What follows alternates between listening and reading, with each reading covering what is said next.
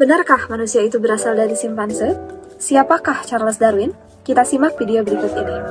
Charles Darwin merupakan seorang naturalis berkebangsaan Inggris sekaligus penulis buku The Origin of Species yang menjelaskan bagaimana evolusi terjadi, yaitu melalui cara seleksi alam.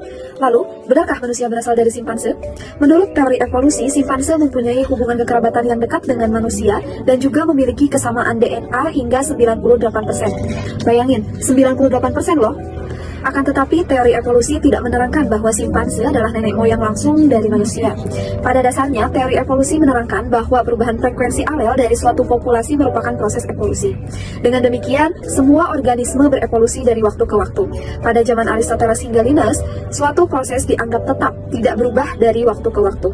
Tetapi konsep tersebut kemudian berubah setelah teori evolusi menerangkan bahwa suatu organisme dari waktu ke waktu sesuai dengan tekanan seleksi alam, sehingga suatu organisme tetap berada dalam kondisi yang cocok dengan lingkungannya.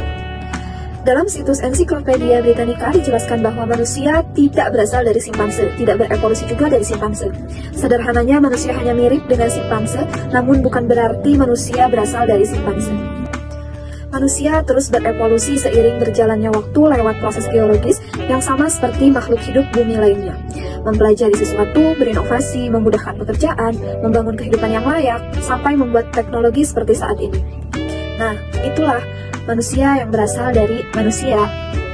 Coba deh, sekarang kalian pergi ke Google, lalu ketik teori Darwin. Nah kan, yang muncul hanya gambar ilustrasi dari simpanse yang berubah menjadi manusia. Dari sini saja semua itu sudah salah. Teori evolusi tidak pernah menyatakan bahwa manusia itu berasal dari simpanse. Teori evolusi menyatakan bahwa manusia dan simpanse berkerabat paling dekat, bukan suatu implikasi bahwa manusia itu berasal dari simpanse. Teori evolusi juga menerangkan bahwa evolusi adalah proses perubahan terhadap suatu organisme sejalan dengan waktu.